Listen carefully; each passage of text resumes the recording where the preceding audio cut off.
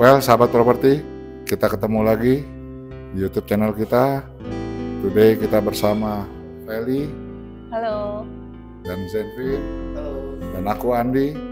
Today kita bahas masalah rumah primary dan rumah secondary. Apa itu rumah primary? Apa itu rumah secondary? Silakan. Oke, apa itu rumah primary? Apa itu rumah secondary? Jadi selama ini tuh ada berbagai pendapat apa itu rumah primary dan secondary, cuman kita make it clear ya siang ini, sebenarnya nggak semua rumah baru itu disebut rumah primary, dan nggak semua rumah yang udah kelihatan lama gitu ya, udah mulai kelihatan lusuh itu adalah rumah secondary. Jadi yang membedakan antara rumah primary sama secondary itu adalah kepemilikannya. Rumah ini itu milik siapa, suratnya apa. Nah, rumah primary itu adalah rumah yang masih punyanya developer. Contoh yang di area kita saat ini adalah Sinarmas, kemudian Sumarekon, Paramount. Kalau rumah itu masih punya developer, belum dialih tangankan ke siapapun, itu namanya rumah primary. Dan sama developer emang dijual untuk dijual ke customer, itu namanya rumah primary. Jadi kalau teman-teman lihat, bahkan dari developer pun ada beberapa stok yang memang udah lama tapi itu memang masih primary, memang masih punyanya developer, mungkin belum di open sama developer untuk dijual lagi, masih di hold sama mereka, itu tetap sebutannya rumah primary. Nah, ada juga rumah secondary tapi masih baru, tapi itu judulnya udah rumah secondary. Kalau teman-teman mungkin lewat ke klaster yang baru serah terima gitu ya, kemudian ada rumah-rumah yang ada tulisannya dijual, kemudian apakah itu sekalipun belum pernah ditempatin, masih baru banget, catnya mungkin masih berasa gitu ya, cat rumah baru, sekalipun seperti itu penampakannya, itu bukan disebut rumah primary, itu sudah rumah secondary. Karena kalau kita tanya ke agennya yang pegang, itu pasti udah bukan lagi punya developer, tapi punya perorangan. Nah, jadi intinya wajib kalau rumah primary itu adalah rumah yang dijual oleh developer. Betul sekali. Dan kebanyakan rumah itu bahkan kadang masih belum pecah sertifikat. Jadi masih kalau kita mau beli pun masih pengikatan perjanjian jual beli dengan developer. Itu biasa dikenal dengan sertifikat induk ya? Betul, jadi sertifikatnya masih sertifikat atas nama developer, belum dipecah. Atau bisa juga kalau rumah primary udah pecah, udah siap untuk di AJB-kan, di akta jual belikan dengan pembeli berikutnya, tapi ya saat ini memang sertifikatnya masih atas nama developer karena belum dijual ke perorangan. Oke, Bu Fel, tadi kan kita udah bahas tentang rumah primary. Nah, sekarang aku mau tanya dong, apa sih keuntungan dan kerugian untuk beli rumah primary? Oke, sekarang kita bahas kenapa sih kok membeli produk primary atau properti primary. Apa sih kelebihan dan kekurangan membeli properti primary? Yang pertama, keuntungan membeli properti primary itu adalah dari cara bayar. Banyak developer yang memberikan kemudahan cara bayar. Contoh, kemudahan cara bayar apa aja yang dikasih? Banyak developer yang memberikan DP 0 rupiah, jadi atau subsidi DP. Bahkan di Serpong itu juga ada beberapa developer yang memberikan subsidi DP. Jadi customer, kadang kan kita apalagi anak-anak yang muda-muda gitu ya, untuk bayar bulanan itu cicilan bulanannya ada, tapi untuk DP-nya itu susah banget. Kayak gitu ya. Daripada ngumpulin DP, udah kepake dulu jalan-jalan ke luar negeri, udah kepake beli kopi kayak gitu ya. Gen Z ya Ci. Iya, jadi Gen Z yang kesindir, padahal Gen X juga banyak yang kayak gitu ya. Jadi itu, jadi akhirnya apa, orang-orang lebih mudah untuk membeli properti. Terus cara bayar apalagi yang dimudahkan? Kadang ada juga developer yang nggak memberikan subsidi DP, tapi mereka memberikan cicilan DP bertahap. Jadi DP-nya bisa dicicil sampai 6 kali, 12 kali, bahkan ada yang sampai 24 kali. Tentunya itu memudahkan customer untuk membeli rumah primary. Kemudian ada juga yang memberikan DP-nya kecil, jadi mereka sudah kerjasama dengan bank, akhirnya untuk produk-produk tertentu mereka memberikan kelonggaran, DP-nya bisa 5%, tentu itu sangat memudahkan. Nah, selain itu, selain dari kemudahan cara bayar tadi, dari sisi biaya-biaya pun kalau kalian membeli produk primary itu nggak perlu menyiapkan biaya yang besar di depan. Kadang biaya yang besar selain dari DP apa sih? Pajak. Nah, pajak-pajak itu juga bisa dibayarkan di belakang. Kenapa? Karena rumah primary ini banyak rumah primary itu belum pecah sertifikat, jadi belum siap AJB. Artinya apa? Karena belum siap AJB, maka pembayaran pajak pun ditunda sampai nanti, bukan ditiadakan ya, tapi ditunda sampai nanti udah siap AJB seperti itu. Bahkan sekarang kan ada program pemerintah yang bebas PPN. Betul, sekarang ini banyak banget ditanya gimana nih subsidi PPN, bahkan subsidi BPHTB ya, Yeah. PPN dan subsidi BPHTB itu banyak banget, tapi memang sampai saat ini, sampai kita take, itu peraturannya sudah ada, tapi memang sosialisasi ke bawahnya belum dilakukan, jadi belum bisa dieksekusi, kayak seperti itu. Tapi soon seharusnya siap-siap aja buat yang mau beli rumah, disiapin dulu, sebentar lagi begitu itu sudah diimplementasikan, lumayan tuh, free PPN 11% Ya, 220 juta loh. Iya, tinggal kalau kalian beli 2M udah berapa, kalau beli 5M apalagi, jadi siap-siap. Kemudian apalagi sih keunggulan untuk pembelian rumah yang baru gitu ya, rumah dari developer.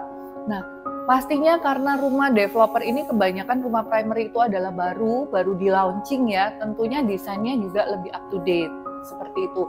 Masih ya baru di launching kan pasti mereka juga menyiapkan desain-desain yang memang kekinian seperti itu. Contoh saat ini lagi booming tuh attic, banyak developer yang bikin rumah dengan attic room seperti itu, atau mungkin rumah-rumah dengan fasad yang American Classic yang lagi digemari seperti itu ya. Beberapa developer berlomba-lomba bikin desain American Classic seperti itu. Kemudian kalau teman-teman lihat contoh deh yang baru-baru ini semuanya lagi pada rumah yang menengah ke atas itu pada berlomba-lomba nggak lagi pakai HT tapi pakai marble tiles. Nah, semuanya berlomba-lomba pakai marble seperti itu. Jadi memang disesuaikan dengan ide dengan istilahnya desain yang memang kekinian seperti itu. Kemudian apalagi keunggulan memberi produk yang primary, tentunya lingkungannya itu masih teratur karena masih baru banget kan. Jadi jalanannya lebih teratur, bahkan mungkin lebih lebar-lebar, kemudian masih rapi banget karena memang kanopinya belum dipasang. Kadang kan ada tuh rumah developer nggak tanpa kanopi, kalau masih baru serah terima masih cakep banget. Nanti kalau udah serah terima, yang satu bikinnya tinggi, yang satu bikinnya pendek, satu jemuran di depan, satu jemuran di belakang. Nah, itu tentunya kalau beli primary masih developernya masih ketat banget mengatur, dan tentunya yang tadi tuh bisa didapatkan. Nah, satu lagi yang mungkin ini juga menguntungkan untuk customer. Kadang kalau kita beli rumah nggak semua kita jago ngecekin rumah kayak gitu ya. Kalau teman-teman membeli rumah secondary, kadang nggak tahu nih, oh begitu ditempati ternyata bocor, begitu ditempati ternyata salurannya buntu dan lain sebagainya. Kalau teman-teman membeli rumahnya adalah rumah primary, itu biasanya masih ada jaminan garansi betul dari developer, dan itu biasanya diberikan beberapa bulan. Ada yang 3 bulan, bahkan ada yang 1 tahun garansi kebocoran. Itu lumayan sekali. Nah, itu yang nggak bisa teman-teman dapatkan untuk pembelian rumah-rumah secondary. Surat-surat gimana? Nah, itu menarik sekali. Sebenarnya baik rumah primary maupun secondary itu aman bila ditransaksikan dengan cara transaksi yang aman. Nah, untuk rumah primary sendiri aman sepanjang kalian membelinya dari developer-developer yang terpercaya. Jadi saya selalu sarankan, dan kita juga tentunya kalau teman-teman membeli lewat agent property atau lewat Brighton seperti itu ya, kita selalu memilihkan untuk customer trusted developer seperti itu. Jadi surat-surat aman ya, Bu? Aman, dan saking amannya itu sampai banyak bank itu ya, terutama bank-bank nasional, kita boleh sebut merek nggak di sini? Boleh. Boleh ya. Bahkan kalau misalnya developernya itu adalah developer dengan skala nasional, seperti sebutkan aja Sinarmas Land, Sumarekon, Paramount, PPJB-nya mereka itu diterima oleh bank-bank dengan skala nasional juga. Seperti apa? Bank Sentral Asia, kemudian OCBC, CIMB, Penin, bahkan mereka berlomba-lomba. Even ini masih PPJB developer, mereka berani untuk terima dan memberikan KPR sepanjang produknya adalah produk developer-developer tersebut. Karena kalau developernya kurang ternama, belum tentu bank bisa belikan KPR ya? Betul, gitu ya? udah pasti banyak bank nggak mau kalau nggak ternama. Kenapa? Nanti once ternyata developernya amit-amit nih ya, sampai pilot, maka itu kan jadi sengketa asetnya. Jadi bank nggak mau juga. Kekurangannya apa dong? Ada kelebihan pasti ada kekurangannya dong. Iya, setiap produk pasti ada kelebihan dan kekurangannya. Nggak ada, nobody's perfect. Juga produk-produk juga nggak ada yang benar-benar 100% perfect ya. Tentunya kalau produk primary, satu, Dari sisi harga banyak udah jadi rahasia umum ya. Dari sisi harga itu pasti sedikit lebih mahal dibandingkan produk-produk secondary di kelasnya ya, di daerah yang sama. Berarti mirip-mirip kayak mobil lah ya, Ci.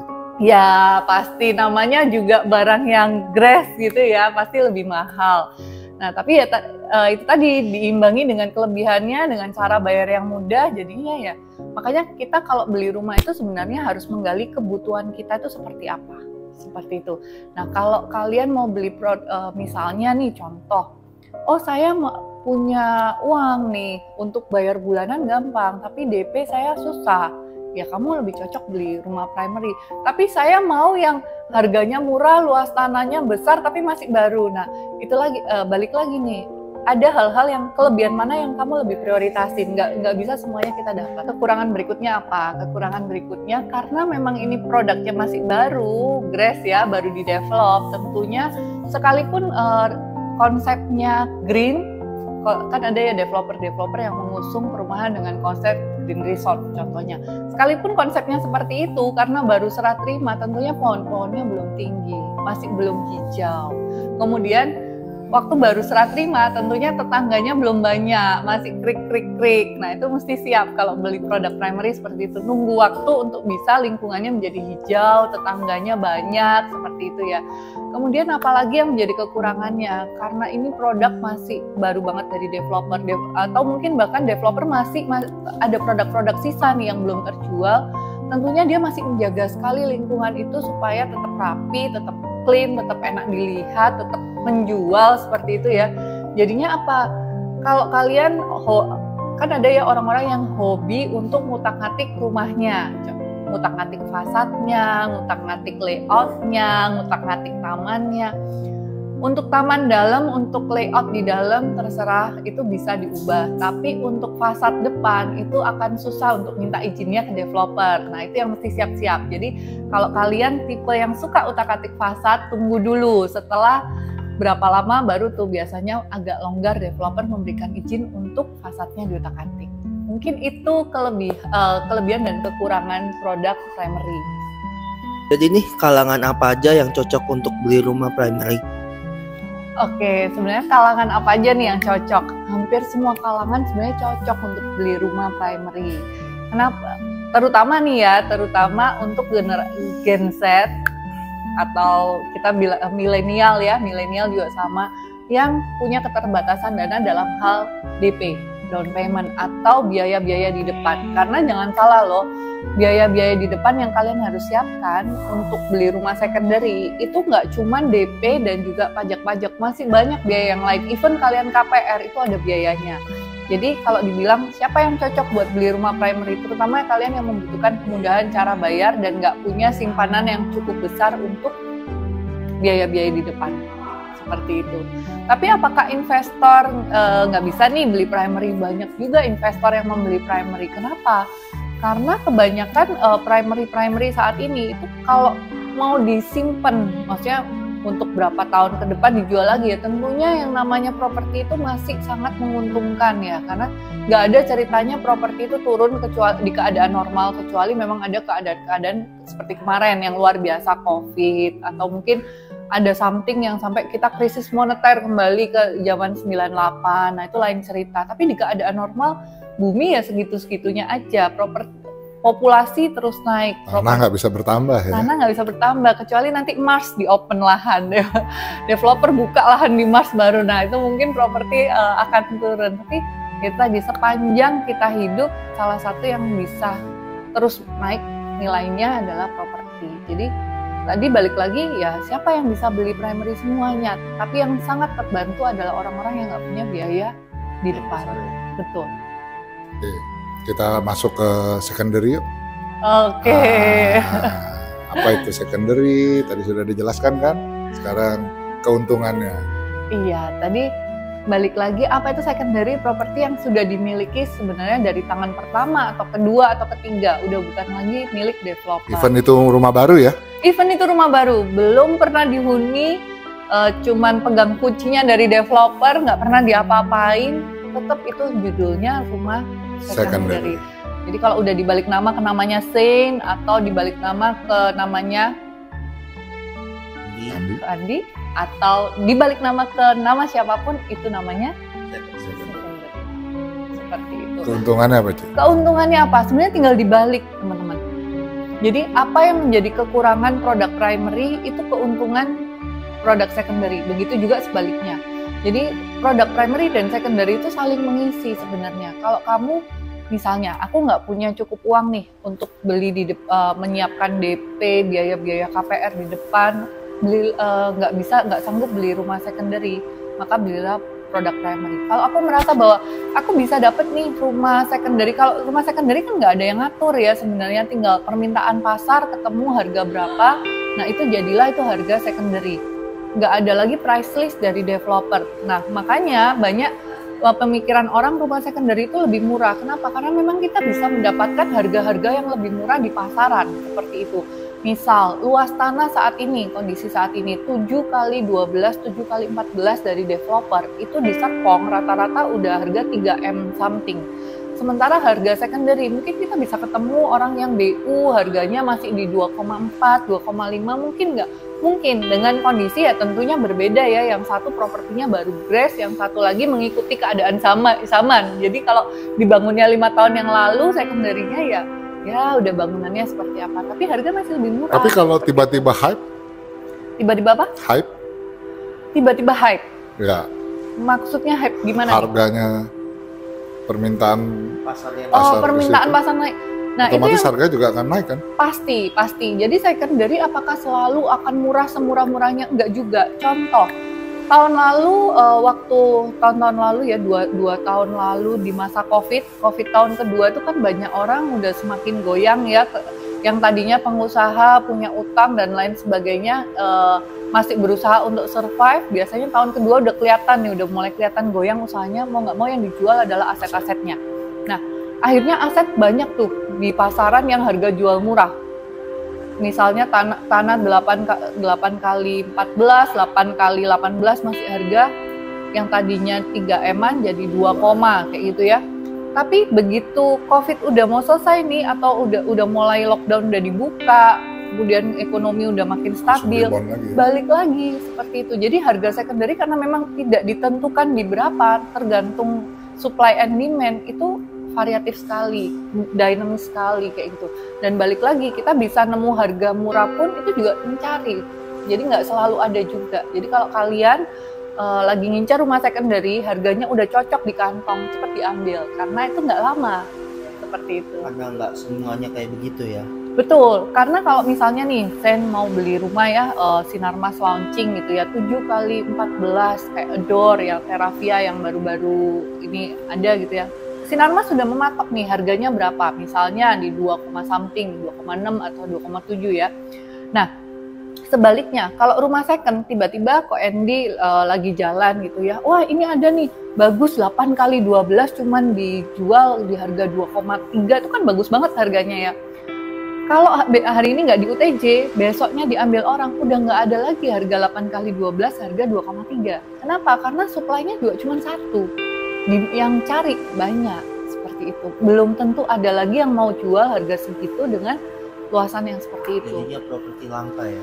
Jadinya properti langka, properti murah yang langka. Kalau properti sih selalu, developer selalu siapin kok. Siapa aja yang cocok kalau rumah secondary ini? Rumah secondary siapa aja yang cocok? UUD, ujung-ujungnya duit. Asalkan satu, biaya-biayanya kalian bisa cover. Maksudnya orang-orang yang memang udah siap cash-nya, itu cocok untuk beli, sebenarnya bukan cocok nggak cocok ya, siapa aja cocok kok beli rumah primary atau secondary. Balik lagi kebutuhan. Kan ada orang yang memang sukanya itu rumah ya baru grace, whatever harganya dia nggak masalah untuk dapat rumah yang lebih kecil, asalkan ya saya sukanya rumah baru. Ada juga orang yang saya nggak peduli kok mau rumah lama, rumah baru, saya ini suka utak-atik rumah dan cash saya ada, jadi saya rumah secondary juga nggak apa-apa sebenarnya. Makanya beli rumah itu balik lagi sama satu, sukanya kita itu yang seperti apa, apakah kita suka rumah yang baru atau enggak. Yang kedua, balik lagi duitnya ada apa enggak. Kalau sukanya tanah yang luas, maunya cari secondary, tapi duitnya nggak ready untuk 20-30% di depan, disiapin untuk DP, biaya KPR, biaya pajak dan lain-lain. Ya balik lagi dia tetap harus ke Apalagi primary. full payment ya. Apalagi full payment. Karena benar, kadang rumah secondary itu ada yang dijual murah, itu bukan cuma karena murah, tapi karena ada masalah. Masalahnya bukan masalah yang nggak bisa ditransaksikan ya. Contoh, saya jual 8 kali 16 lah di harga 2M di perumahan katakanlah Pondok Hijau Golf yang udah memang terkenal gitu ya. Itu kan harga murah banget. Tapi bukan cuma murah, tapi ada masalah. Masalahnya apa? Misalnya pemiliknya lagi kredit macet. Nah, kemudian banknya pakai bank yang nggak bisa take over atau di take over. Yes. Mau nggak mau harus dibeli cash. Nah, orang-orang yang punya cash flow yang bagus lah, orang-orang yang punya emang simpanan yang cukup untuk bisa beli cash lah yang bisa beli. Jadi orang yang pegang cash is a king. Jadi kalau kamu punya cash, kamu lebih punya banyak pilihan. Jadi sebenarnya bukan siapa yang cocok nggak cocok, tapi orang yang pegang cash itu lebih punya pilihan mau beli primary oke, mau beli secondary oke. Tapi kalau kalian nggak punya cash yang cukup, maka primary itu bisa jadi good opsi untuk bisa membantu kalian beli rumah secepatnya tanpa harus ngumpulin dulu nih cashnya sampai kekumpul 20-30% buat DP dan lain-lain. Karena kadang di masa yang sekarang di mana lifestyle-nya itu udah ini ya, traveling sangat menggoda, kemudian lifestyle-nya benar-benar yang ngeluarin uang banget untuk anak-anak muda sekarang, nggak gampang untuk menyimpan DP 20-30% di depan, seperti itu. Kenapa DP rumah secondary sebesar itu? Oke, kenapa DP rumah secondary lebih besar ya atau sebesar itu? Sebenarnya bukan cuma DP yang harus disiapin di depan. Jadi angka 20-30% itu mengcover satu DP. Yang kedua, kalau ada selisih antara harga rumah transaksi real dengan harga appraisal. Karena kalau rumah second, bank itu nggak selalu kalau kita transaksi 2M sama bank dinilai 2M. Kalau ada selisih, maka itu juga tentunya DP-nya semakin besar. Kemudian yang ketiga, biaya KPR. Biaya KPR itu juga harus dibayarkan di depan. Oh, KPR itu ada biayanya ya selain bunga? Ada, saudara-saudara. Jadi itu juga harus disiapin. Berapa besarannya? Itu juga tergantung. Saya sih selalu infoin ke klien 3-5%. Nah, tapi balik lagi, semakin itu variatif sebenarnya. Semakin, contoh ya, usia debitur. Semakin tua, usia debiturnya semakin lanjut usia, maka asuransi jiwanya semakin mahal, biaya KPR-nya semakin mahal. Atau misalnya rumah, semakin besar rumahnya tentunya asuransi kebakaran. Betul, asuransi kebakarannya semakin mahal. Nah, jadi biaya KPR memang kita nggak bisa kasih fix di depan seperti biaya pajak BPHTB ya. Oh, kalau BPHTB udah jelas nih 5% dari nilai transaksi. Nah, tapi kalau biaya KPR bervariasi. Nah, di luar biaya-biaya yang tadi kamu sebutin, kita perlu alokasi nggak untuk renovasi? Nah, itu lagi, kalau beli rumah second, tadi kan saya udah jelasin ya, kalau teman-teman beli rumah yang primary, itu masih ada garansi, jadi garansi kebocoran, kemudian kalau buntu masih ada garansi, seperti itu. Kalau rumah second nggak ada, jadi better memang siapin juga dana darurat untuk keperluan itu, sekalipun sebenarnya itu perlu nggak perlu ya, kalau toh udah jadi rumah kita ya, kalau memang belum ada biayanya bisa tunggu nanti kalau nggak yang urgent. Tapi yang biaya-biaya tadi yang saya sebutkan kan memang harus dibayarkan di depan. Tanpa dibayarkan biaya pajak, tanpa dibayarkan di depan nggak bisa transaksi. KPR tanpa dibayarkan di depan nggak bisa akad kredit, seperti itu ya. Jadi memang lumayan sih untuk beli rumah secondary itu emang harus siap banget, dan better menyiapkan lebih sedikit daripada kalau kekurangan, karena pusing kalau kurang. Nanti nggak bisa maju, nggak bisa mundur transaksinya, seperti itu. Ada nggak tips and trick dalam memilih properti?